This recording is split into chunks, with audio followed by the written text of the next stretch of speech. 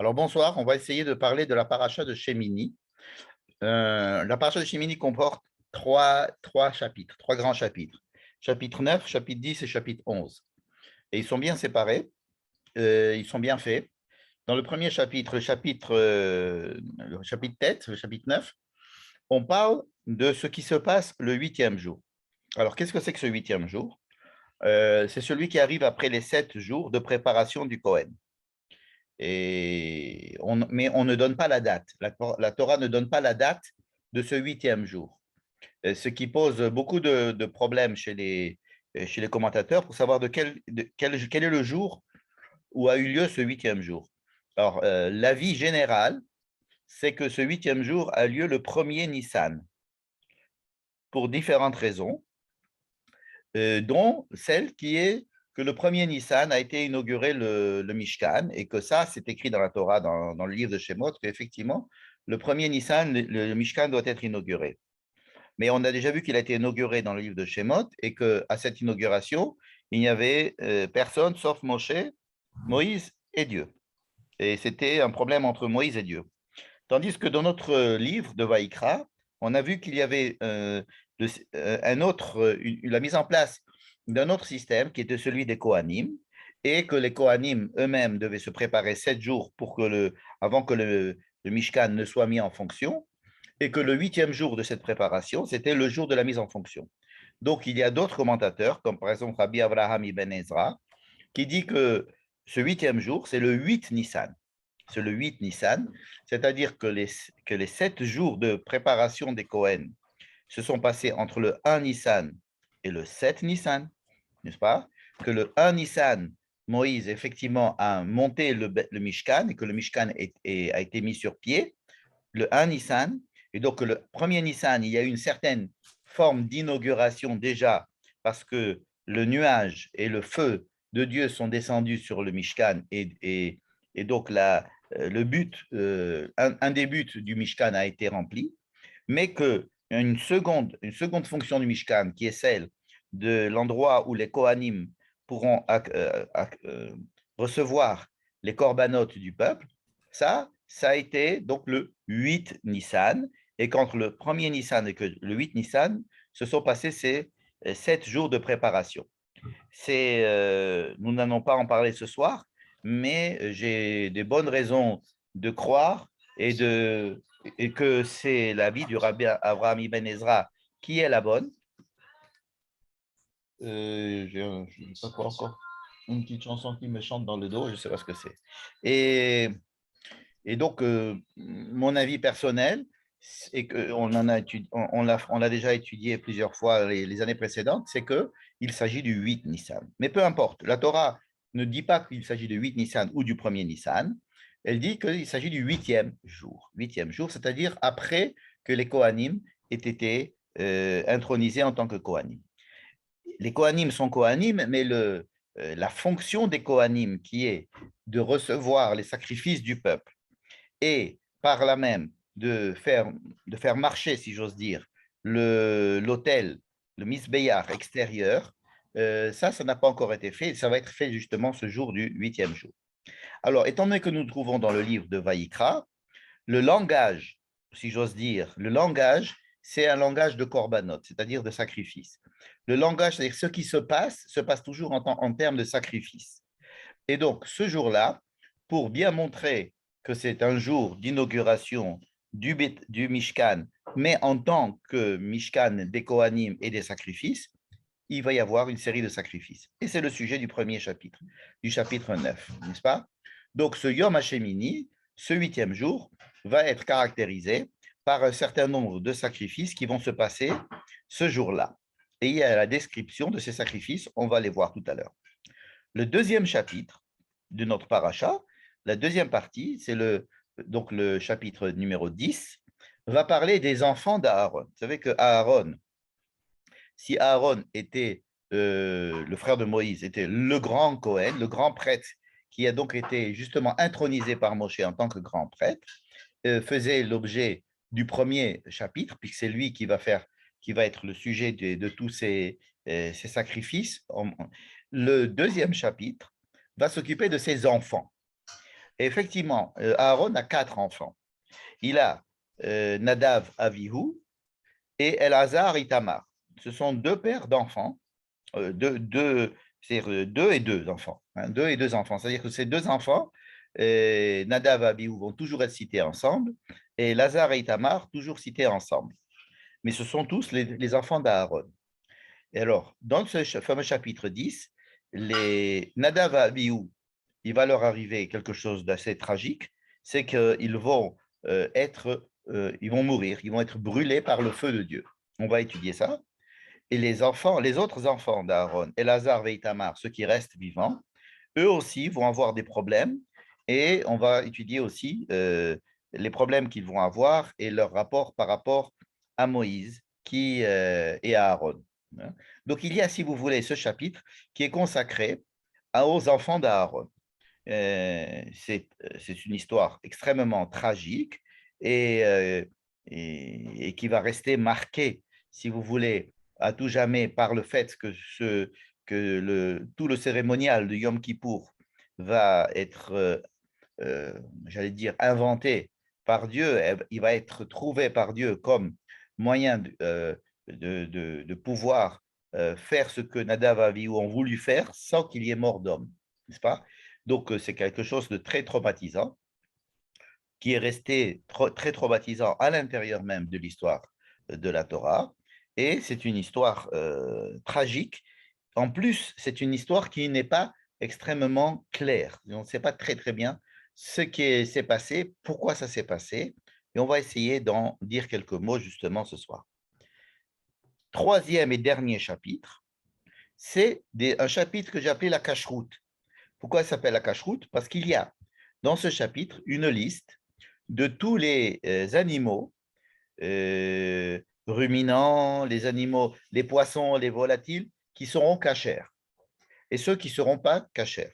Donc, c'est un très grand chapitre, le chapitre 11, que nous n'allons pas étudier ce soir, qui est extrêmement intéressant à étudier parce que ça nous amènerait à étudier les dynimes de la cacheroute. Pourquoi est-ce qu'un cheval est interdit à la consommation? Pourquoi est-ce que le porc est interdit à la consommation? Et pourquoi est-ce qu'un agneau n'est pas interdit à la consommation? Et notre rapport vis-à-vis de ces animaux et notre rapport vis-à-vis des animaux, des autres animaux, comme j'ai dit, soit des reptiles, soit des poissons, soit des volatiles. Tout est pris en compte et il y a une partition qui est très intéressante à étudier, mais ce ne sera pas le sujet ce soir. Je m'en excuse. Et pourtant, je vais commencer par ce sujet que nous n'allons pas étudier, qui est le chapitre 11. On ne va pas l'étudier, comme j'ai dit, mais je voudrais simplement retenir une phrase qui est dit, qui est écrite juste à la fin de ce chapitre 11. Alors voilà notre chapitre 11, que j'ai résumé ici. Vaidaber Adonai el Moshe ve'el Aaron Nemor. Donc Dieu dit à Moïse et à Aaron. Hein? Donc les dynimes de cacheroute de ce chapitre ne sont pas dites simplement à Moïse, mais elles sont dites aussi à Aaron. Cela est très important parce qu'on pourrait se demander en quoi est-ce que cela intéresse à Aaron. Moïse, on sait que ça l'intéresse parce que c'est lui qui va transmettre les lois à Israël. Ce sont des dynimes de cacheroute, ce sont des lois de quoi consommer, quoi ne pas consommer. Mais ça, c'est le peuple d'Israël entier. Mais cette parole va être aussi dite à Aaron. Donc, Aaron, si c'est dit à Aaron en plus de Moïse, c'est qu'il y a un rapport avec Aaron, avec les Cohen. Hein. Et alors là, on peut commencer à imaginer toutes sortes de rapports qui pourraient y avoir. Nous avons vu dans les parachiotes précédentes qu'il y avait beaucoup d'intérêt de la Torah de savoir qui allait manger quoi dans les sacrifices, quels étaient les sorts de sacrifice et quelles étaient les parties de l'animal que Aaron et ses enfants, c'est-à-dire les Kohanim, devraient manger, ne pas manger. Qu'est-ce que sont les parties des animaux qui seront comestibles par les personnes qui amènent des sacrifices? Donc, on peut se dire que, en fait, on continue un petit peu à parler de nourriture et de manière de consommer des animaux, même si on n'est pas des Kohanim. Mais à la base, peut-être en tant que Kohanim, nous avons, en tant que peuple de Kohanim, en tant que peuple, le peuple juif est aussi appelé un peuple de Kohanim. Donc, il y a il y a une interdiction et des recommandations vis-à-vis de ce que l'on peut manger, ce que l'on ne peut pas manger, n'est-ce pas? Et donc, il est possible que cette histoire concerne le peuple juif en tant que peuple de Kohanim. Et donc, le fait de faire entrer ici Aaron dans l'histoire est extrêmement intéressante si on veut commencer à imaginer les dynimes de la cacheroute. Donc, les dynimes de la cacheroute ne sont pas liés simplement au Shulchan Aruch, c'est-à-dire qu'il y a entre le Shulchan Aruch, l'ensemble des lois que Moïse transmet de Dieu au peuple, mais il faut qu'elles passent par Aaron. Et Aaron, c'est le Kohen en chef. Daberou el Bene Israël. Donc, il demande à Moïse et Aaron de parler aux enfants d'Israël. Et ensuite, il y a des listes entières et des critères d'animaux impropres ou permis à la consommation. Et toute cette liste, ce très long chapitre, hein, et on est déjà au verset 46, Zot Torah habehema ve'aof ve'chol nefesh achaya romeset b'mayim. Faites attention, il y a le mot Torah, Torah habehema, de la même manière que la semaine dernière, il y avait Zot Torah ha'olah, Zot Torah mincha, Zot Torah chatat, et quand on nous disait le mot Torah, c'est-à-dire les lois concernant les sacrifices de Ola, les lois concernant les sacrifices de Khatat, les lois concernant les sacrifices de Hacham, il s'agissait essentiellement de savoir quelles étaient les parties des bêtes qu'il fallait manger ou pas, par qui et quand, n'est-ce pas? Donc le mot Torah est utilisé dans la Torah dans plusieurs cas, mais pas dans tous les cas. Donc, il faut s'intéresser à l'utilisation du mot Torah ici comme étant à relier avec les sacrifices. Bien que manger un animal en dehors du temple elle va être permis, alors qu'à l'époque, ce n'était pas permis. On ne pouvait manger que des animaux qui passaient par le temple, qui passaient comme sacrifice au temple. Rappelez-vous la définition d'un des sacrifices qui s'appelle Shelamim. Shelamim, c'est quoi? Shelamim, c'est de la consommation de viande sans autre but précis religieux. C'est-à-dire une personne qui voulait à l'époque du désert, je ne parle pas à l'époque quand ils sont rentrés en Israël, mais avant de rentrer en Israël, une personne qui voulait manger un steak pour faire un méchoui ne pouvait pas le faire. Il fallait qu'il amène son animal au Mishkan, que là-bas, il en fasse un sacrifice chez l'homme, qu'une partie soit élevée sur l'autel, une partie soit consommée par les Kohen, et une troisième partie par lui. Et donc, c'est là qu'il pouvait manger, si vous voulez, la partie de l'animal qu'il était venu tout simplement, à la base, manger un animal. Il voulait simplement manger un steak. Ça ne pouvait pas se passer sans être un sacrifice. Et ce n'est qu'à l'entrée en Israël, et pour ne pas qu'il y ait peut-être un engorgement au niveau du Mishkan, et pour décentraliser un petit peu, la Torah déjà a permis, dans la Torah même, il est permis de pouvoir abattre un animal, même si ce n'est pas un sacrifice que l'on amène au temple, et sous certaines règles, puisque le sang qui au Mishkan va avoir un certain traitement, le sang va subir aussi un certain traitement après la shrita. Certaines parties de la bête qui montaient, qui étaient consacrées à l'autel, ne pourront pas être consommées, ne pourront jamais être consommées. Et donc, on va manger un animal, manger de la viande, c'est d'abord un sacrifice, puis une permissivité qui a été donnée au moment où ils sont rentrés en Israël, de quand même consommer de la viande pour des raisons de compromis, on va dire, hein, mais qui ne sont pas idéales, c'est de consommer de la viande, même si ce n'est pas un sacrifice. Donc vous voyez que j'insiste beaucoup pour tous ceux qui pourraient rattacher ce chapitre de Kashrut à tout ce que nous avons vu précédemment dans les parachiotes précédents. Mais il y a surtout cette phrase qui m'intéresse. Les havdil ben hatame ou ben hatahor. Pourquoi est-ce que je vous donne toutes ces lois concernant la cacheroute? C'est parce que je veux qu'il y ait une différence, il y ait une havdala, une séparation entre le pur et l'impur.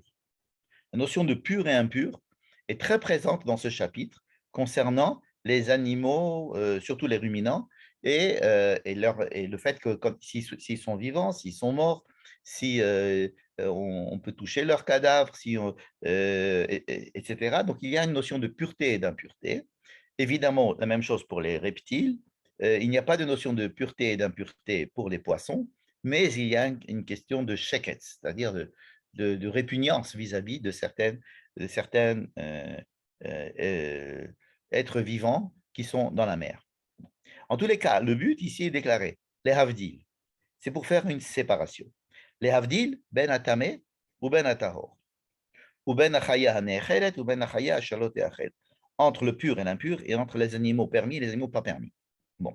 Et cette phrase-là devrait nous interpeller parce que c'est la seule phrase qui, dans tout ce grand chapitre 11, peut donner une certaine, pas explication, mais une certaine raison quelconque de toutes ces lois de cacheroute qui apparaissent comme des listes et des critères biologiques, anatomiques, qui nous limitent énormément dans notre manière de manger, hein, en tant que juifs. Et la seule raison, c'est une raison de faire une séparation. Alors, il n'y a pas ici écrit qu'il faut nous séparer des autres peuples, par exemple. Il pourrait être écrit dans d'autres endroits que on veut séparer le peuple juif des autres peuples. Mais là, ce n'est pas ça le cas. C'est pour faire entrer à l'intérieur de la conscience juive la séparation entre ce qui est pur et ce qui est impur. Ce qui est entièrement à définir. On n'a pas défini ce que c'était le pur, on ne sait pas ce que c'est que l'impur, on ne sait pas ce que c'est, on ne sait pas grand-chose. Mais au moins, on sait ce que c'est que séparer, les havdil. Donc, voilà ce que je retiens de ce chapitre. Pourquoi je retiens cela de ce chapitre? Parce qu'il se trouve que dans les sujets des deux précédents chapitres, qui sont des sujets totalement différents de ce que nous venons de voir, puisqu'il s'agit du jour de l'inauguration du Mishkan, n'est-ce pas? Eh bien, à l'intérieur de ce sujet, et comme pour essayer de clore aussi le second sujet, celui du comportement qu'il faudra avoir dans le Mishkan par les Kohanim, eh bien, il y a aussi cette phrase, la même phrase que nous venons de lire à propos des animaux, et la voici. Ulhavdil ben hakodesh ou ben achol. C'est pour vous apprendre à faire la différence. Encore une fois, le mot le havdil, comme une havdala. Comme s'il y avait ici une volonté de nous apprendre à savoir mettre la limite entre deux domaines différents. Alors, pour la nourriture, c'était entre le pur et l'impur. Et là, les lois qui sont données aux Kohanim, par exemple, il est interdit de rentrer, de servir au temple si vous avez bu du vin. C'est ce qui est dit aux Kohanim. Donc, les Kohanim ne peuvent pas rentrer servir au temple s'ils ont bu du vin, pour ne pas être sous, n'est-ce pas? Il y a donc cette loi qui leur est imposée, peut-être en relation avec ce qui vient de se passer par les enfants de Aaron, mais en tous les cas, voici une loi qui est sanctionnée par la seule raison qui est donnée, c'est de vous apprendre à faire la différence entre le Kodesh et le Chol, c'est-à-dire entre le profane et le sacré, et entre le Tamé et le Tahor, entre le pur et l'impur. Hein? Donc c'est intéressant, cette même phrase que nous retrouverons à la fin de la paracha, nous la retrouvons déjà ici, et c'est pour ça que dans ce petit tableau récapitulatif que j'ai écrit à la base, c'est que le rapport qu'il y a entre le premier chapitre et le deuxième chapitre, c'est que les deux se sont passés le huitième jour, c'est-à-dire le jour de l'inauguration du Mishkan. Mais ce qui est en rapport entre les deux derniers chapitres, c'est cette fameuse phrase, les havdil, ben hatame, ve hataro. Il y a un rajout de ben hakodesh ou ben hachol pour le Mikdash, mais il y a surtout cette notion de havdala. Donc, on peut voir que sur nos trois chapitres ici, bien qu'ils semblent parler de choses différentes, sont réunis ici pour nous obliger à penser à eux comme d'une entité. Et que même s'il y a un sujet, le sujet de la cache-route par exemple, qui semble totalement détaché de toutes les autres considérations, hein, il n'y a aucune raison de donner les lois de la cache-route le jour où on inaugure le Mishkan, n'est-ce pas? Ce sont des lois qui pourraient être dites ailleurs, n'est-ce pas? Elles n'ont pas de rapport avec le Mishkan, a priori. Hein. S'il n'y avait pas eu de Mishkan, si on n'avait pas construit de temple, et on aurait donc peut-être eu les mêmes lois de la cache-route. Or, ici, elles apparaissent juste après, et peut-être même le même jour, de l'inauguration du Mishkan, comme si les lois de la cache-route sont intimement liées au service de sacrifice au Mishkan. Pas et cela doit être un élément qui peut nous aider si on doit réfléchir à ce sujet de la cache-route. Bien. Donc, ces petits éléments dits à propos du troisième chapitre, on va s'attacher aux deux premiers. Si vous le voulez bien, ça va être notre sujet. Et donc, je commence par le premier chapitre, le chapitre numéro 9, et voici comment on va commencer notre paracha. Vaïhi, Vaïhi, c'est jamais un joli mot dans la Torah, Vaïhi. On préfère Vehaya, mais Vaïhi, parce qu'on transforme un futur en passé et on n'aime pas transformer le futur en passé. On préfère en général transformer le passé en futur. Mais enfin bon, Vaïhi, peut-être que c'est un mot qui annonce une catastrophe. Effectivement, il va y avoir des catastrophes dans notre paracha.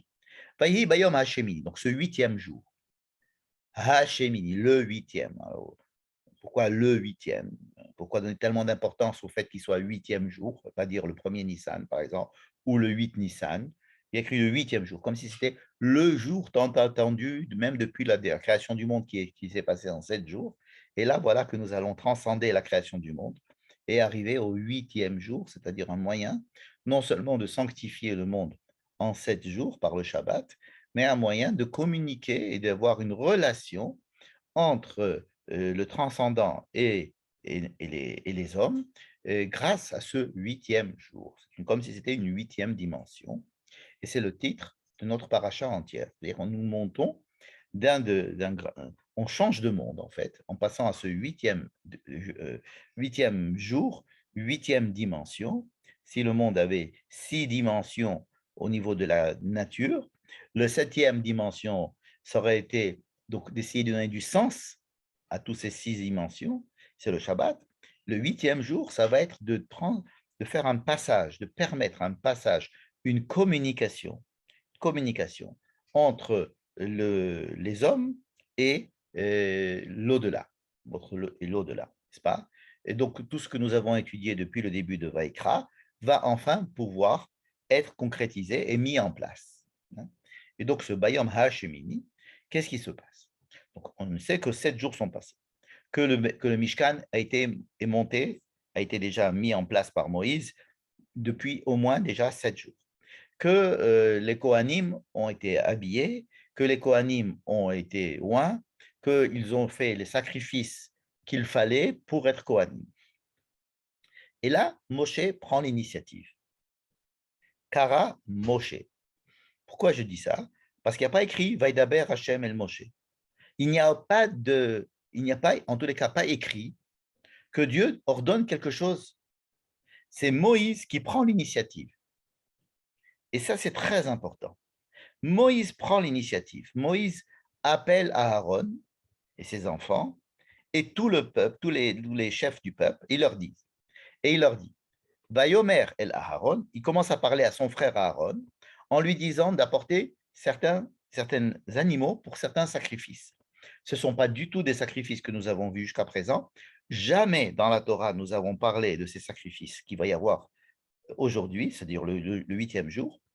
Dieu n'a jamais ordonné de faire ces sacrifices-là. Hein?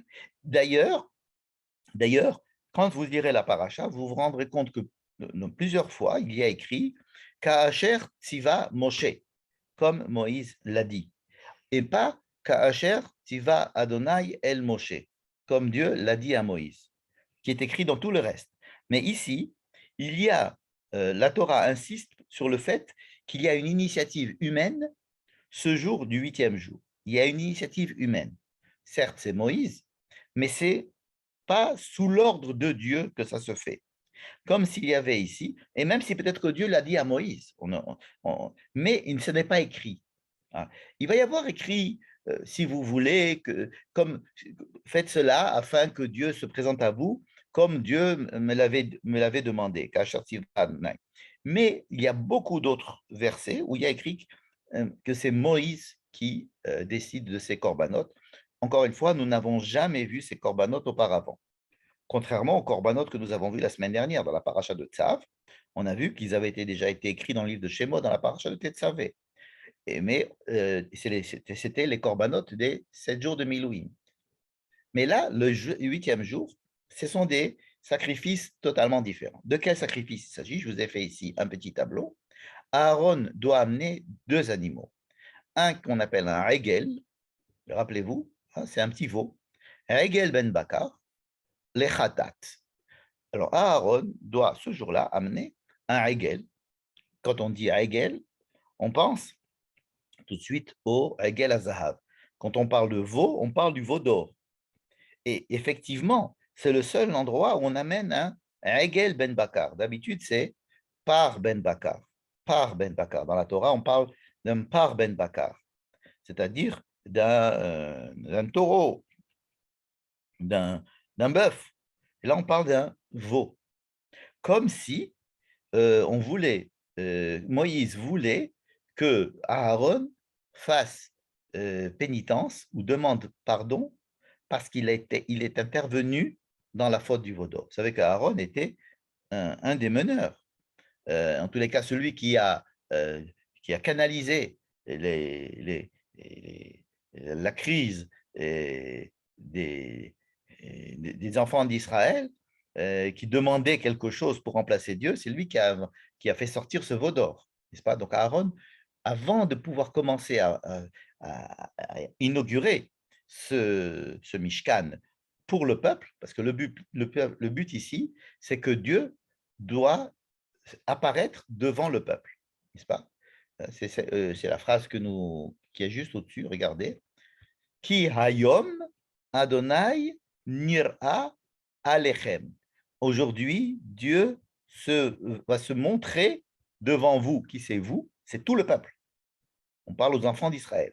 C'est totalement inédit. Jusqu'à présent, c'était Moïse qui devait être dans le temple pour rencontrer Dieu. Là, le but, c'est que tout le peuple d'Israël puisse venir rencontrer Dieu. Hein. En ce sens, ce serait donc la 8e dimension, c'est qu'une personne tout à fait lambda du peuple puisse venir et rencontrer Dieu, voir que son sacrifice, par exemple, ou que l'animal ou que la semoule qu'il va apporter, effectivement est agréé par Dieu en voyant un feu descendre du ciel devant lui et manger ce sacrifice qui est sur l'autel. Je vous rappelle que l'autel est à ciel ouvert, et même s'il y a quelques tentures qui séparent le peuple de cet autel, les gens voient tout à fait ce qui se passe sur l'autel et surtout le feu qui descend et le nuage qui descend. Donc le but ici, c'est que Dieu puisse se voir, se faire voir, hein, comme un peu au moment du don de la Torah. Mais pour ce faire, Moïse a en tête qu'il y a eu des problèmes, c'est-à-dire le problème du veau d'or. Qu'est-ce que c'est que le veau d'or? C'est la transformation de quelque chose de concret, transformation de Dieu qui est quelque chose qui n'a pas d'image, qui n'a pas de contenu physique, puisse être transformé en idolâtrie, c'est-à-dire en quelque chose qui soit concret. C'est ça la faute du veau d'or. Or là, qu'est-ce qu'on va faire? On va donner la possibilité aux gens de voir Dieu, de voir des sacrifices, de voir du sang, de voir des animaux, de voir des choses les plus concrètes qui vont être le support de la présence de Dieu, hein, ou de la présence de l'honneur de Dieu, comme on va voir tout à l'heure, que Kvod Hashem. Et donc, il est important ici de rappeler le veau d'or.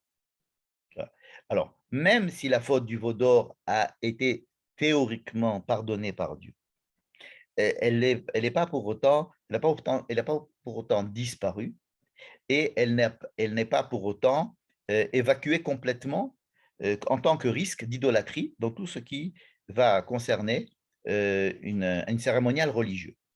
Tout cérémonial religieux comporte le grand danger d'entraîner de l'idolâtrie. Tout cérémonial religieux a en lui, porte en lui le germe d'une possibilité de transformer ça en idolâtrie. Et donc, l'inauguration du Mishkan rappelle d'abord la volonté d'expier la faute du veau d'or qui est tout le temps présente, qui est toujours présente parce elle est humaine. L'idolâtrie est extrêmement liée à l'être même de l'homme. Il a du mal à avoir un rapport avec quelque chose qu'il ne voit pas, qu'il ne sent pas et qui ne peut pas imaginer de façon concrète. Donc, Hegel Ben Bakar. Alors, ce n'est pas moi qui fais ce rapport entre Hegel Ben Bakar et le Hegel Azahav, c'est le Ramban lui-même qui le fait. Et surtout qu'il s'agit de khatat. Khatat, c'est-à-dire une faute qui a été commise par inadvertance, mais c'est quand même khatat, c'est une faute de Aaron qu'il aurait commise. Et ensuite, il doit ramener un Haïl Leola, deuxième sorte de korban qu'Aaron doit amener. Et aussi, il doit amener certains animaux pour expier les fautes du peuple, qui eux-mêmes ont fauté évidemment au veau d'or. Alors, Seir, Izim, les khatat. Ensuite, un Hegel, encore une fois, le Hegel, et pas un par, bien que ce soit une différence d'âge entre le par et le Hegel. Le Hegel est jeune et le par a plus qu'1 an. Mais le Hegel ici rappelle le veau d'or, plus un Keves, Léola, Shor et Aïl, l'Ishlamim. Voilà les animaux en présence ici qui doivent être sacrifiés ce jour-là. Et je vous ai dit que toujours il faut comprendre les sacrifices comme un certain langage, n'est-ce pas? Celui qui comprend le langage des sacrifices comprend beaucoup de choses. J'espère qu'un jour on pourra rentrer plus en détail dans cette sorte de langage. Ici, j'ai dit quelques petites choses déjà, au fait qu'il soit un Hegel qui rappelle la faute du veau d'or. Il y a aussi cette histoire de Shelamim. Qu'est-ce que c'est que les Shelamim? Shelamim, on a déjà vu ça la semaine dernière et la semaine précédente, dans Vaikra et dans Tzav. C'est une manière, c'est un sort de sacrifice où la personne mange la plus grande partie de la bête. Par exemple, tout à l'heure, j'ai dit qu'une personne qui voudrait manger de la viande était obligée de faire un sacrifice de Shelamim. Mais on a vu qu'une seule manière d'avoir des Shelamim, c'est une personne individuelle qui venait amener des Shelamim. Ici, on va amener des Shelamim, un korban de Shelamim, de la part du peuple entier. Shalmet Tzibour. Alors, Shalmet Tzibour, ça n'existe pas dans la Torah. Il n'y a pas de Shelamim d'un Tzibour. Ce n'est pas le peuple entier qui veut amener des sacrifices de Shelamim. Ça ne peut pas exister. Alors, il peut y avoir une faute, il peut y avoir des Hacham, il peut y avoir des Khatat du Tzibour, mais Shelamim du Tzibour, ça n'existe pas. Or, voilà que ça existe. Non seulement ça existe ici, mais ça existe aussi dans 2 autres endroits dans la Torah. Donc, je disais qu'il n'y avait pas de Shalmet Tzibour. Oui, il y en a, mais il faut bien se rendre compte où c'est qu'ils sont. La première fois qu'on a vu des Shalmet Tzibour, c'était au moment du don de la Torah. Je vous ai amené ici la référence, Matan Torah, à la fin de la paracha de Mishpatim, Vaishlach et Na'are Bene Israël, Vaya'alu Olot. Au moment où ils ont reçu la Torah, ils ont fait des sacrifices au pied du mont Sinaï.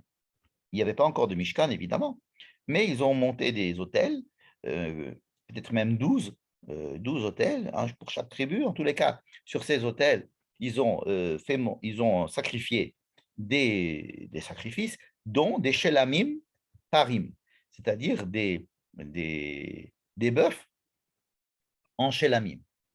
Première fois que ça apparaît dans la Torah, don de la Torah, Shelamim. Deuxième fois où ça apparaît dans la Torah, c'est dans notre paracha. C'est justement ici. Des Shelamim, parce qu'on va inaugurer le Mishkan. Troisième endroit et dernier endroit où il va y avoir des Shalmet Tzibour, c'est-à-dire des Shelamim faites par le Klal Israël entier, c'est à la fête de Shavuot. À la fête de Shavuot, entre autres, on doit amener Shnei Kvasim, 2 agneaux, Beneshana, les Evar Shelamim.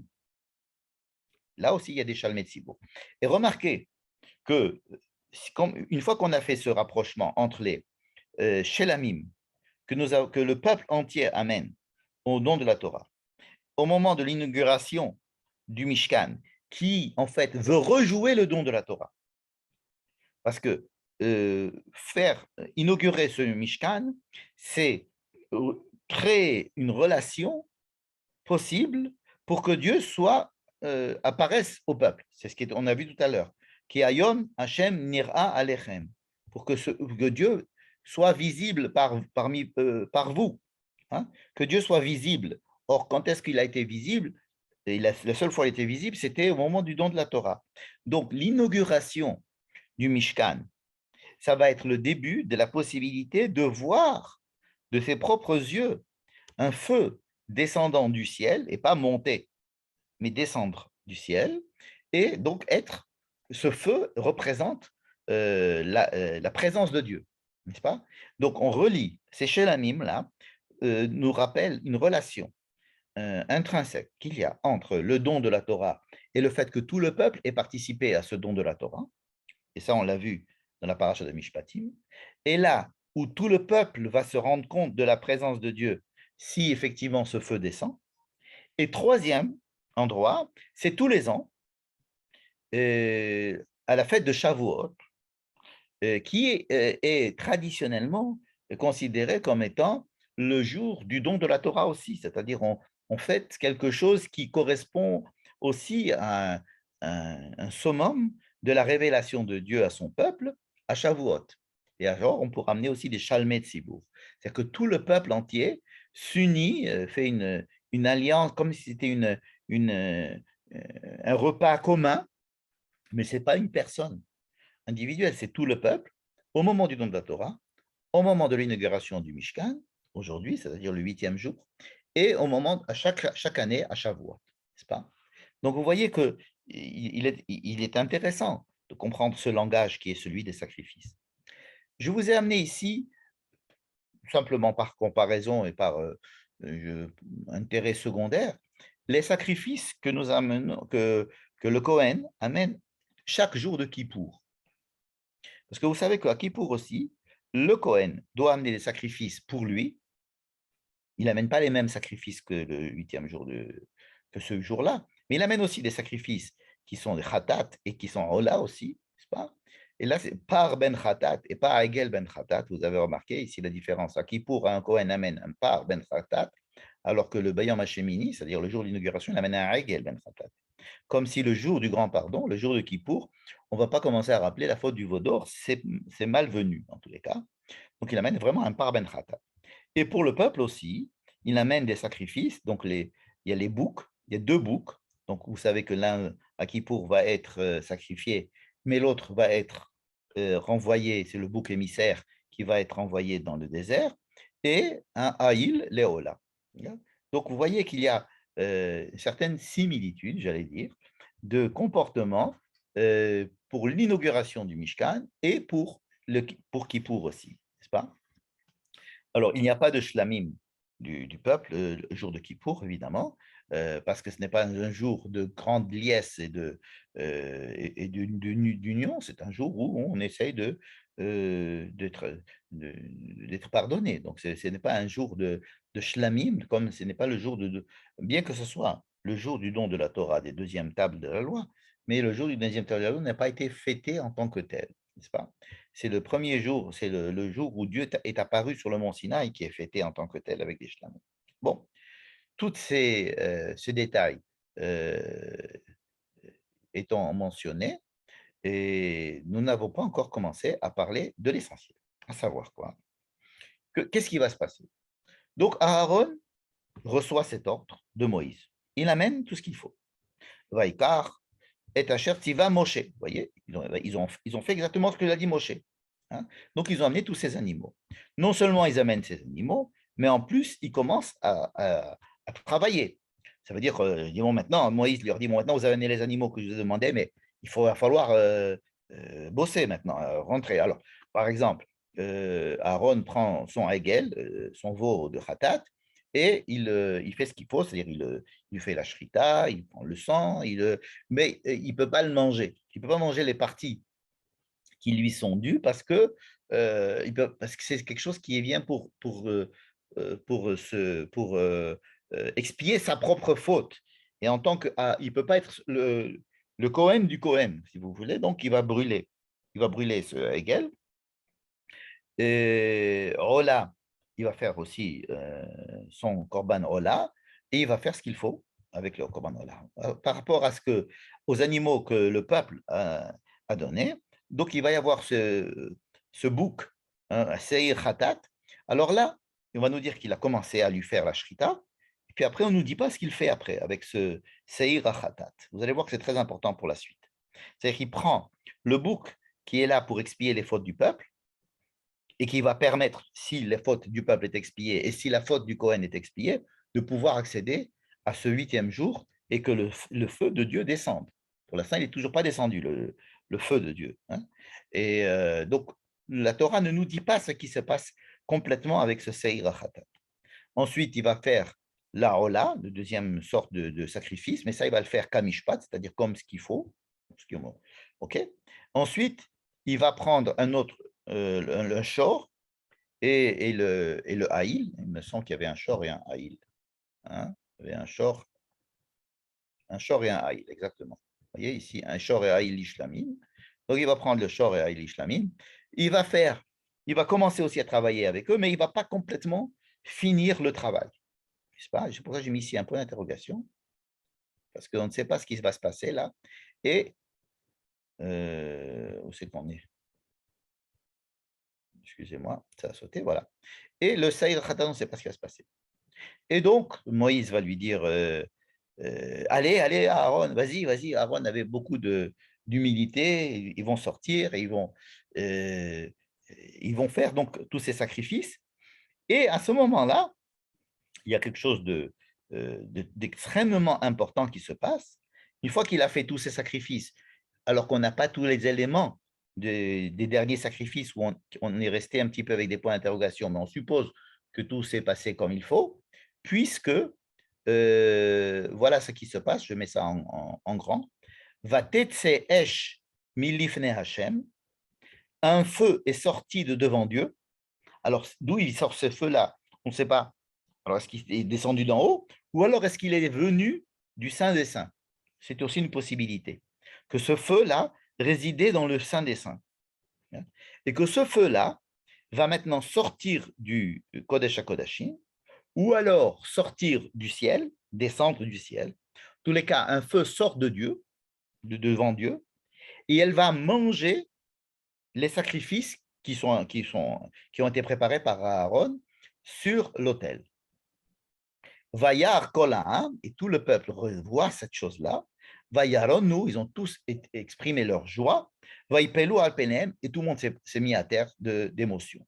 Tout le monde s'est prosterné parce qu'ils ont compris que ce feu était le feu de Dieu. C'est-à-dire à chaque fois que l'on parle de Dieu, on parle du feu, hein. La Torah n'a pas peur de dire que le kavod Hashem, que l'honneur de Dieu, on ne dit pas que Dieu c'est du feu, mais que quand le Dieu s'exprime dans la Torah, pas qu'il s'exprime verbalement, mais qu'il veut se montrer, il se fait montrer par un feu. Un feu. Rappelez-vous le buisson ardent, mais dans tous les autres épisodes où le peuple voit Dieu, c'est par un feu qui va les accompagner pendant les 40 ans dans le désert, et ce feu est entouré d'un certain nuage. Donc là, ils ont vu le feu. Ce feu qui est sorti et qui est venu manger, donc qui est venu détruire, si vous voulez. La semaine dernière, on avait dit qu'il transformait ça en fumée, qu'il va manger ce qui a été mis sur l'autel. Bien. Pour l'instant, on a l'impression que tout marche très, très bien. C'est-à-dire que Moïse dit à Aaron, il va falloir que tu fasses des choses parce qu'il faut expier la faute du veau d'or, et le peuple aussi, et tu dois amener telle et telle et telle et telle chose, afin d'arriver au climax, à ce que le feu descende, et le feu est descendu effectivement. Donc, tout a super bien marché. Et c'est là que commence notre chapitre problématique, tragique, très tragique, mais qui est indispensable pour comprendre de quoi il s'agit, hein. C'est-à-dire que on a l'impression que nous sommes en train avec des actions très techniques, de relier le ciel et la terre.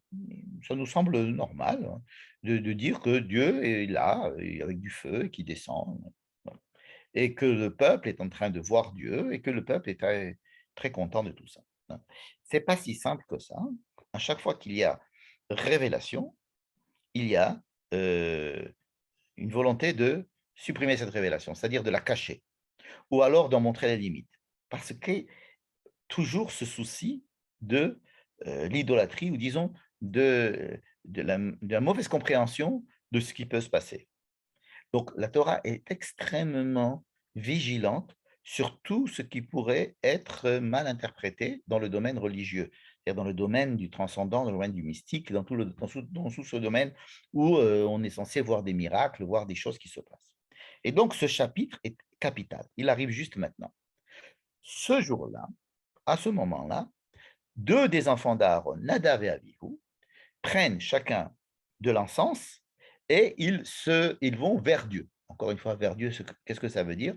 Peut-être qu'ils ont voulu rentrer au sein des saints, mais ce n'est pas écrit. En tous les cas, ils sont arrivés avec un feu personnel. Ils ont allumé un feu, ils ont mis dessus des encens et ils se sont rapprochés. Et alors, regardez ce verset. Vatetse esh mi lifnei Adonai, vatochal otam, vayamutu lifnei Adonai. Ce passouk-là, il dit, un feu est sorti de devant Dieu et elle les a mangés. Exactement les mêmes mots qui ont été écrits plus haut concernant les sacrifices. Un feu est sorti de Dieu, vatetse milifne Adonai, vatochal. Alors là-bas, il a mangé les sacrifices qui étaient sur l'autel, mais là, le feu, le même feu, Rashbam dit que c'est le même feu. C'était tellement écrit avec les mêmes mots et que c'est décrit de la même manière que le même feu qui vient de Dieu et qui descend pour se révéler au peuple et pour montrer que les sacrifices ont été agréés et pour manger les sacrifices, ce même feu va manger, hein, c'est comme Tochalotan, ce feu les a mangés ces deux fils d'Aaron qui ont eu cette initiative personnelle, qu'ils n'avaient reçu aucune recommandation à ce sujet. Moïse ne leur avait rien dit. Asher lo tziva otam. Asher lo tziva otam. Il n'y a pas écrit Asher lo tziva otam Hashem. Hein? Asher lo tziva otam. Il est possible que ce soit simplement Moïse qui leur ait pas donné cet ordre. On a vu que c'était Moïse qui donnait tous les ordres ce jour-là. Asher lo tziva otam. Donc, ils ont eu une initiative personnelle d'un enthousiasme très élevé. Et ils prennent de l'encens. Et qu'est-ce que ça peut vouloir dire, cet encens? Pourquoi de l'encens? Vous savez que l'encens, c'est fait pour créer une fumée, un nuage qui va m'empêcher de bien voir. Hein, c'est le but de la Ketoret. Le Ketoret, c'était ce que l'on allumait à l'intérieur, que le Kohen seul pouvait allumer à l'intérieur dans l'enceinte cachée, recouverte du Mikdash, pour pouvoir faire son travail là-bas, et aussi, encore plus, lorsqu'il fallait rentrer dans le Saint des Saints. Alors, il était évident qu'il fallait qu'il y ait un grand nuage pour ne pas dire, voilà, je rentre et je vois, je rentre et je suis à côté. Non, même lorsque le Kohen rentre et est à côté ou est dans l'endroit de la rencontre, il faut que le faire dans un nuage. Et alors, ils meurent. Il y a Moutou Ifnachem. Ils ne peuvent pas être mangés par Dieu et ne pas mourir. C'est la conséquence même d'être mangés par Dieu. Ils sont morts, mais devant Dieu. Ils sont morts, mais devant Dieu. Et alors, Moïse dit à Aaron, c'est ce que Dieu a expliqué. C'est ce que Dieu a dit. Bikrovai et Kadesh, ve'al penekol ha'am et kabed. Alors, on va essayer d'expliquer cette phrase à travers une lecture du Rav Jonathan Grossman, sur lequel je vais m'appuyer maintenant pour expliquer ce qui se passe avec ce Nadav et Avihu. Qu'est-ce qui se passe ici? Regardez, Nadav et Avihu, on les a connus déjà dans le livre de Shemot. Au moment du don de la Torah, toujours à la fin de la paracha de Mishpatim, où on décrit le don de la Torah, Dieu dit à Moïse, monte vers Dieu. Vel Moshe Amar, allez El Adonai, monte. Donc il s'agissait ici de monter sur la montagne. Est-ce que Moïse est monté tout seul? Non. Il est monté Ata, donc toi, Moïse, ve Aharon et Aharon, son frère, Nadav et Avihu, les deux fils d'Aaron, alors qu'il en a quatre, mais là, Dieu demande à ce que Nadav et Avihu, le premier et le deuxième fils d'Aaron, montent avec lui, avec Aaron, et 70 des plus sages d'Israël. Donc, c'est toute une délégation qui monte sur le mont Sinaï. Mais Dieu va demander à ce qu'à un certain moment, Moïse seulement puisse monter. Plus tard, il sera dit que lui et Josué monteront. Et ensuite, Moïse seul montera. Donc, nous avons dans le mont Sinaï le peuple qui est en bas, ensuite la montagne, 70 représentants du peuple qui peuvent monter un peu sur la montagne. Un peu plus haut, il va y avoir Nadav et Avihu. ces deux fils d'Aaron. En fait, Aaron qui devait monter, on va lui demander de rester en bas, en fait. Hein. On va lui dire, tu sais quoi, reste en bas, parce qu'il faut quand même t'occuper de ce qui va se passer en bas. Mais Nadav et Abihu sont là, au milieu de la montagne. Ensuite, va monter à Moïse et Yoshua, mais on sait que Yoshua va s'arrêter à un moment donné et que Moïse seul va accéder au sommet de la montagne, lui va rentrer dans le nuage, n'est-ce pas? Vayal Moshe et Aaron, donc ici on dit que Moïse et Aaron vont monter, Nadav Avihu, Veshivim Izikne Israël, ils sont bien montés. Et Vayirou et Elohé Israël, ils ont vu Dieu. Tout le monde, tout ce monde-là, tout ce bon monde a vu Dieu. Vetachat Raglav, ils ont vu ce qu'il y avait sous les pieds de Dieu. Vetachat Raglav, ils ont vu que sous les pieds de Dieu, Kemaase Livnat Hasapir, comme si c'était une réalisation magnifique de pierres précieuses qui était flamboyante, mais ça c'était sous les pieds de Dieu. Uchaesem hashamaim la Torah, et l'essence même des cieux en pureté. Bref, on ne comprend rien, mais on sait qu'ils ont vu quelque chose. Et à ce moment-là, Dieu dit à Moïse, maintenant, sépare-toi de ce groupe, Ale Elai Ha'ara, Vehyesham, sépare-toi de ce groupe qui a quand même vu des choses. Ils ont vu des choses, ces gens-là. Aaron et les enfants d'Aaron. Et je vais te donner les tables de la loi, etc. Et ensuite, il dira, il va renvoyer les Ekenim, c'est-à-dire les 70 chefs de tribu, les 70 sages, pardon, chez vous, lachem basé, Adasher Nashuv Alechem, restez là s'il vous plaît, ne venez pas avec nous. Hein. Aharon Vechur aussi va rester avec eux en bas. Mi Baal Devarim, Migash Elehem, et comme ça, ils vont pouvoir s'occuper du peuple pendant que je suis en haut. Qu'est-ce qui se passe avec Nadav et Avihu? Nadav et Avihu, on n'a pas demandé à ce qu'ils redescendent. Et donc, ils sont restés quelque part au milieu, n'est-ce pas? Et ils ont vu quelque chose. Ils ont vu des choses. Pas la face de Dieu, mais ils ont vu ce qu'il y avait sous ses pieds. Et c'est déjà assez extraordinaire.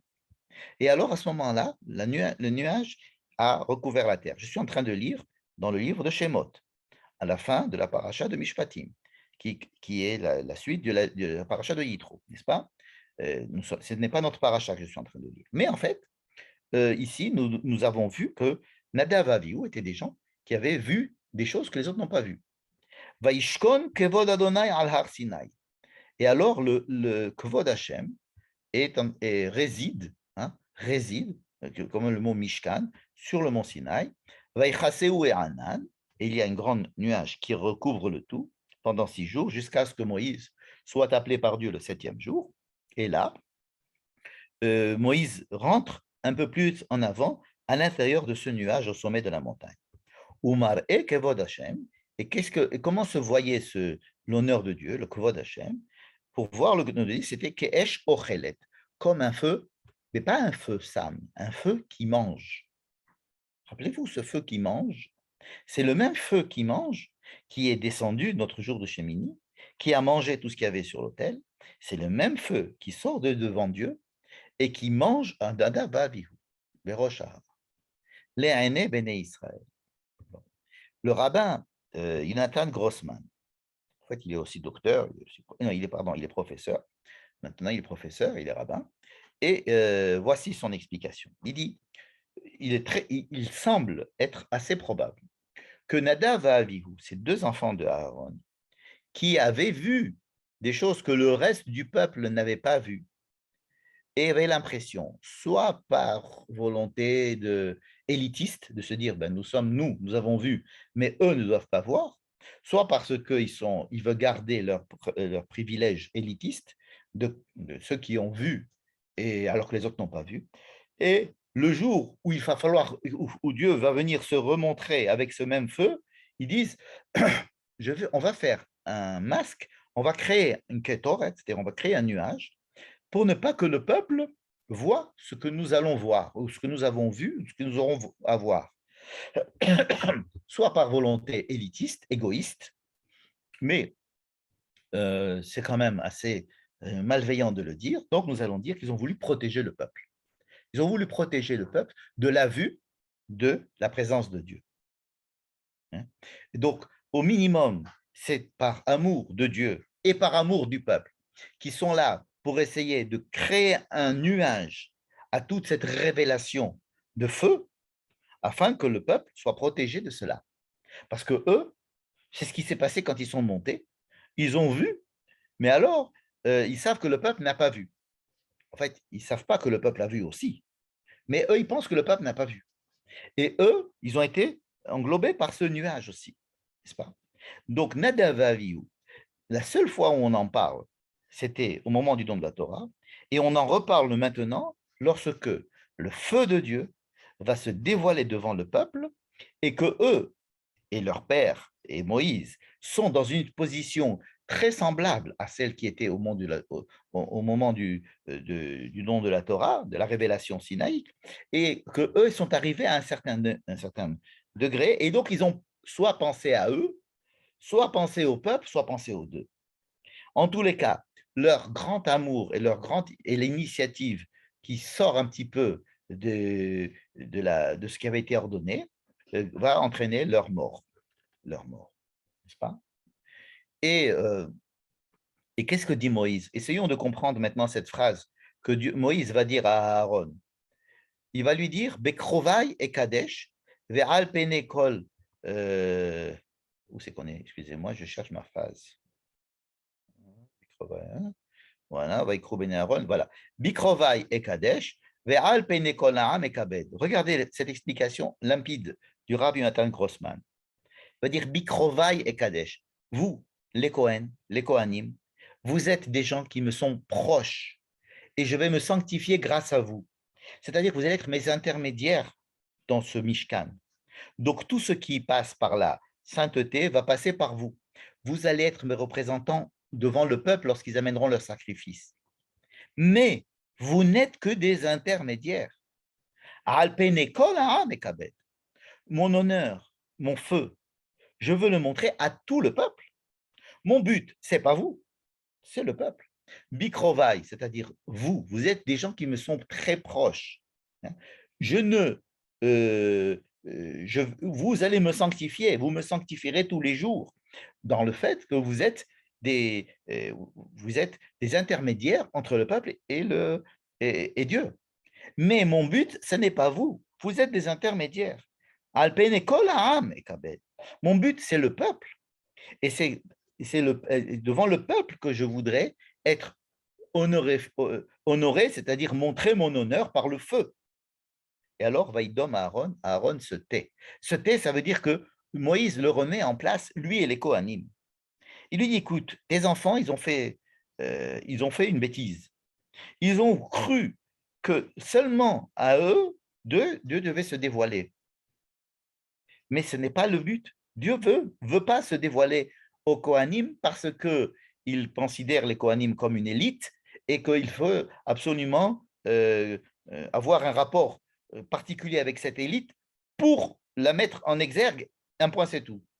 Au contraire, cette famille des Kohanim et la place qu'ils occupent dans le Mishkan, ce n'est qu'une place d'intermédiaire et que leur élévation par rapport aux autres, si vous ont vu quelque chose de différent, s'ils ont eu le droit, des privilèges différents, ce ne sont pas des privilèges qui vont les mettre au-dessus du peuple, mais au contraire de les mettre au service du peuple. Donc comme ça, il faudrait dire ce pasouk d'après le Rav Jonathan Grossman, Bikrovai et Kadesh, aval, al penekolaam et kabed. Vous, je me sanctifie parmi vous, mais mon but, c'est d'être honoré par tout le peuple. Et effectivement, c'est ce qu'on a vu depuis le début du livre de Vaïkra. On remet les Kohanim à leur place, une place extrêmement précieuse, privilégiée. Mais le but, ce n'est pas les Kohanim. Bien que ce soit un livre qui soit écrit pour les Kohanim, le but, c'est le peuple, n'est-ce pas? Et la volonté de Dieu ce jour-là du Yom HaShemini, bien que pendant 7 jours, c'était les Kohanim qui étaient au centre des activités et qu'il y avait des sacrifices qui étaient particuliers à eux, qu'on les a habillés, qu'on leur a fait énormément d'honneur et c'est eux qui sont à l'honneur. Et alors là, les enfants d'Aaron ont exagéré dans leur compréhension des limites qui doivent être instaurées afin que ces Kohanim restent à leur place. Donc, ces enfants d'Aaron, on peut dire ils avaient des très bonnes intentions, probablement, ils avaient de très, très bonnes intentions. Ils ont eu un sentiment, un engouement, une ferveur, un amour débordant. Ils voulaient absolument rentrer et profiter de ce jour exceptionnel que toute la création du monde attendait pour aller rencontrer Dieu, créer ce nuage pour pouvoir rencontrer Dieu.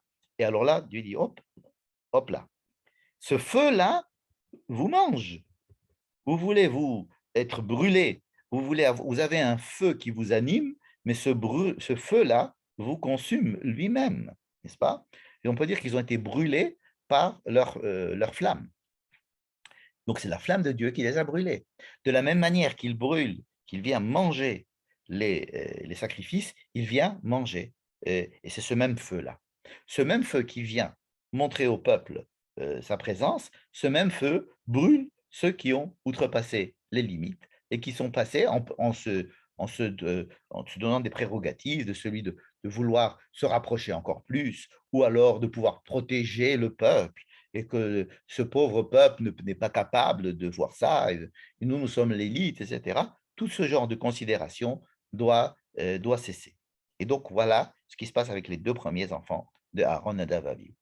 Et c'est alors qu'il y a une seconde histoire, l'histoire avec les deux autres enfants d'Aaron. Rappelez-vous ce que j'avais dit dans ce tableau, c'est pour ça qu'on avait étudié ce tableau au début. J'avais dit que Aaron avait fait tout ce qu'on lui avait demandé, n'est-ce pas? Et il avait fait tous les sacrifices. Mais on ne sait pas ce qui s'est passé avec ce sacrifice qui s'appelle Seir Achatat, c'est-à-dire le bouc qui était là pour que les fautes du peuple euh, soient expiées, probablement toutes les fautes qu'ils ont fait, et peut-être ce qui les représente le plus, c'est la faute du veau d'or, n'est-ce pas? On a dit que Aaron avait commencé à s'occuper de lui, mais on ne sait pas qu'est-ce qu'il a fait de la chair de cet animal une fois abattu, et une fois que le sang a été mis là où il devait être mis. Qu'est-ce qui s'est passé? En principe, un khatat, un korban khatat, doit être mangé en partie par le Kohen, et en partie mis sur l'autel. C'est comme ça pour tous les korban khatat.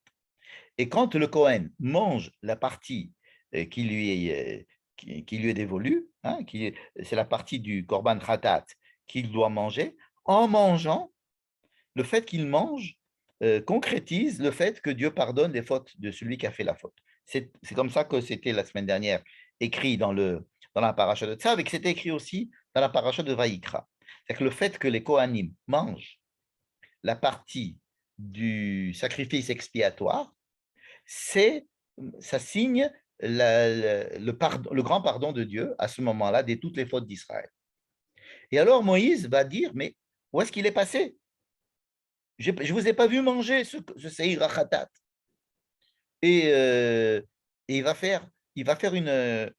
demander, il va chercher, il va chercher, il va chercher, il va chercher. Il va dire, mais où est passé ce Seir Achatat? Vous savez, comme Moïse donc était derrière tout ce qui se passait, et il était très important que tout se passe comme Moïse voulait que ça se passe. Parce que Moïse est en charge de toute cette journée, n'est-ce pas? Comme on l'a déjà dit, on l'a vu tout à l'heure. Et donc, il y a écrit ces fameux mots, Ve'et Seir Achatat, voilà, je l'ai mis en rouge ici, et le Seir Achatat, le fameux Seir Achatat, dont on ne sait pas ce qui s'est passé, d'Arosh, d'Arash. Moïse a commencé à faire une investigation, une, euh, une, euh, une enquête policière d'Arosh, d'Arash. Deux mots qui veut dire la même chose. Ça veut dire qu'il a fait une enquête policière poussée. Mais pourquoi deux mots pour le dire? Pour dire qu'il a vraiment cherché. Hein. En fait, si on compte le nombre de mots depuis le début de la Torah jusqu'à ce Darosh, c'est le même nombre de mots qu'il y a entre ce mot Darash et la fin de la Torah. Ça veut dire que nous sommes au milieu de la Torah en mots.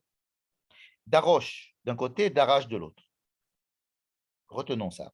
En tous les cas, Moïse est en train de faire une investigation. Et il va chez Aaron, il va chez les enfants d'Aaron qui restent vivants, Elzar et Tamar, hein, et il leur dit, mais qu'est-ce que vous avez fait avec ce Seir Khatat?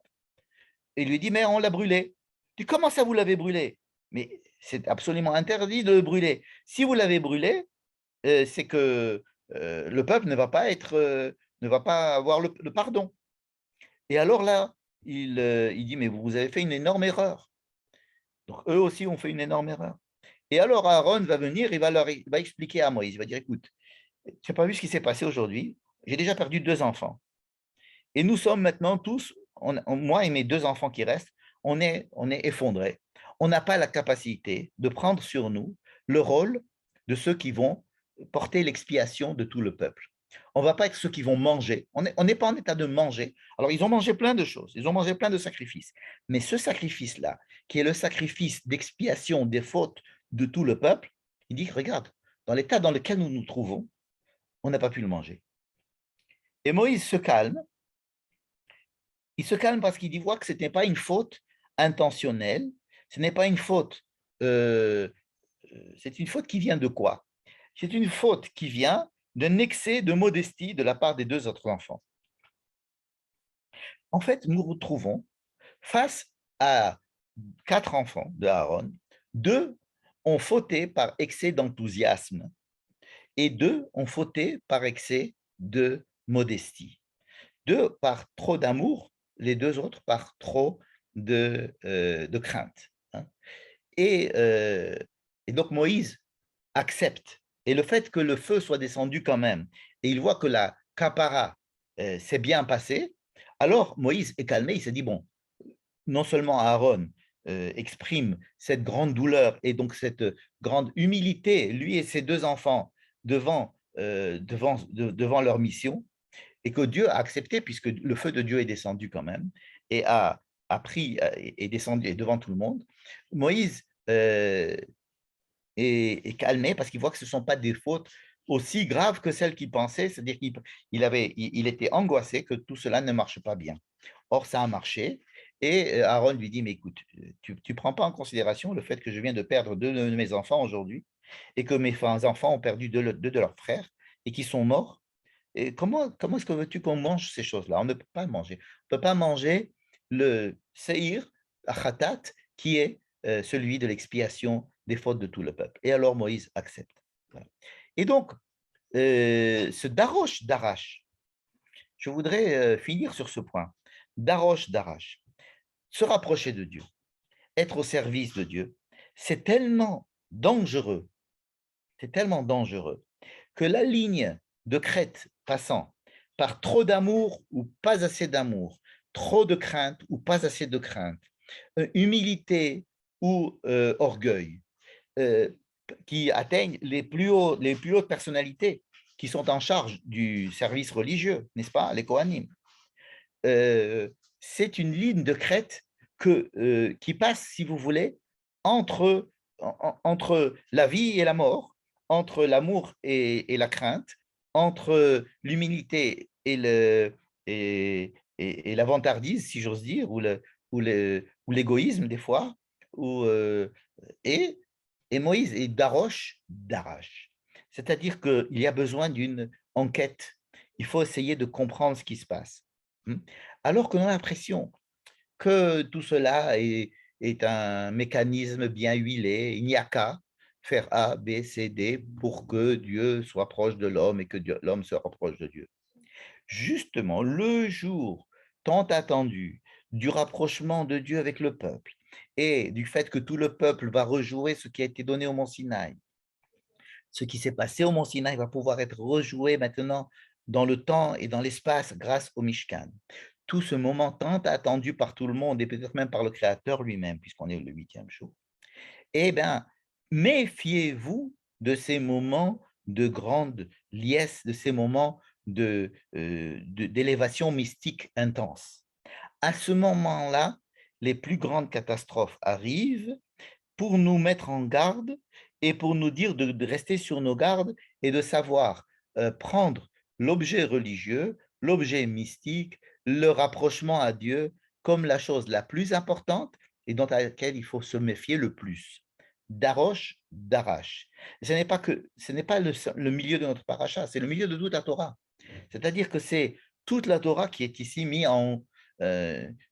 sur la sellette, si j'ose dire. C'est-à-dire que toute la Torah peut monter, peut descendre, peut tomber. Toute la Torah peut entièrement être élevée au plus haut ou alors être l'objet d'idolâtrie qui va nous faire retomber le plus bas, n'est-ce pas?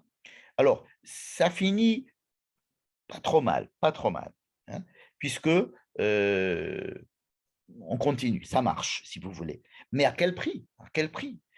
Les meilleurs sont partis. Les meilleurs sont partis. Les meilleurs ont payé le prix, n'est-ce pas? Et les deux autres allaient presque payer encore un prix équivalent, hein. Et il y a ici un apaisement à la fin. Mais, si vous voulez, le maître mot, c'est vraiment les havdil, savoir faire la différence. C'est la principale injonction de notre paracha. Les havdil, ne soyez pas sous quand vous rentrez, parce que enivré, quand vous êtes enivré, eh bien, vous n'avez plus votre raison. Or ici, Darosh Darash demande beaucoup de raisons. Il faut faire une enquête, il faut savoir étudier, il faut respecter la loi. Dans ces cas-là, la loi, la halacha, ce qui est ordonné, nous aide à passer ces moments extrêmement délicats. Il ne faut pas essayer de prendre au-dessus de la halacha, au-dessus de la loi. Asher lotiva. Alors, on demande toujours de l'initiative, de l'enthousiasme, grand amour, grande crainte. Mais justement, dans les moments où peut y avoir un doute, où il peut y avoir un danger, où les choses ne sont pas, sont trop dangereuses parce qu'elles sont trop élevées, alors à ce moment-là, il faut être très, très scrupuleux de ce qui est écrit, de ce qui est ordonné. Et c'est pour ça que Moïse veille à tout ce qui se passe et il essaye de voir comment est-ce que les choses pourraient arriver à bon terme, étant donné que c'est une chose quasiment impossible. C'est quasiment impossible ce qui s'est passé. Cela s'est passé, cela se passera, puisque ça se passera le 8e jour, donc au moment de la venue du Messie, c'est-à-dire cet état impossible, rêvé de, par exemple, la paix dans le monde, le fait qu'il n'y ait plus d'attentats, le fait qu'il n'y ait plus de haine, le fait qu'il n'y ait plus de souffrance. Tous ces rêves humains auront lieu. Mais ils sont extrêmement élevés et importants, n'est-ce pas? Et justement, en rêvant et en pensant qu'ils sont déjà arrivés, on peut basculer vers l'inverse, dire tout est beau, est bien dans le meilleur des mondes, nous sommes tous en paix, allons, et puis voilà que la guerre arrive. Nous sommes tous, nous avons fait rentrer ces personnes-là au gouvernement. Oh non, une personne d'entre eux va venir poignarder des femmes et des enfants. Et être enivré par ce rêve, et ce rêve est indispensable, et c'est le rêve, et c'est notre rêve. On ne doit pas levater, on ne doit pas abandonner ce rêve. On doit toujours œuvrer pour lui. Mais il faut savoir que ce rêve, il est aussi fragile que dangereux. Et il faut toujours être d'aroche, d'arrache, quitte à ce qu'on soit en permanence en train de jouer entre des mondes opposés pour essayer de trouver la ligne de crête. Et ce qui peut nous aider à passer cette ligne de crête, c'est Moïse. Parce que Moïse est le porteur de la loi. C'est pour ça que la seule faute qu'on peut décrire par rapport à Nadav et Abihu, c'est qu'ils avaient fait quelque chose que Moïse ne leur avait pas ordonné. Ils n'avaient pas suivi les recommandations du maître. Ils sont allés trop, trop en avant avec trop d'enthousiasme. Voilà. Donc, les havdil, savoir faire la différence entre ceci et cela, bien que ceci et cela soient des bonnes choses, mais savoir faire la différence et savoir marcher entre les deux, cette ligne de crête va être exactement la même phrase qui va être utilisée à propos de la cacheroute dans la fin de notre paracha, qui est les havdil, ben hatame ve hatahor, savoir les havdil. Et quand on ne sait pas les havdil, quand on ne sait pas faire la différence, alors on suit la halacha. Et comme c'est notre cas la plupart du temps, alors il faut toujours suivre la halakha. Mais la halakha ne vient que par ce que pis-aller, parce que en fait, on devrait pouvoir savoir faire cette havdala. Simplement, cette havdala est surhumaine. C'est pratiquement surhumain de pouvoir nous-mêmes savoir faire cette différence-là. Alors, nous avons la cacheroute qui nous est imposée, donc on ne comprend rien.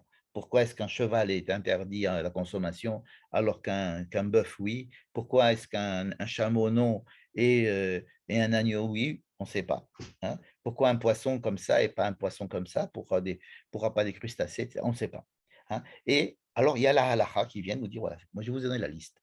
Il y a des listes. Il y a des listes parce que je dois vous amener vers, vers un Yom Hashemini, vers un huitième jour, qui est le but ultime, hein, le but ultime de la création de l'humain. Mais qu'il faut en attendant être très respectueux des règles et des limites parce que on peut facilement tomber d'un côté à l'autre. Et justement, la description de ces deux tragédies possibles, les deux enfants d'Aaron et les deux autres enfants d'Aaron, décrites justement au milieu de notre paracha, nous décrivent la difficile mission justement que le peuple juif a pris sur lui et que l'homme en général est censé porter en lui. Et voilà pourquoi nous continuons donc à étudier, à œuvrer, à suivre la halakha, et tout en nous méfiant des rêves déjà qui sont censés être déjà accomplis alors qu'ils ne le sont pas encore. Voilà. Alors, je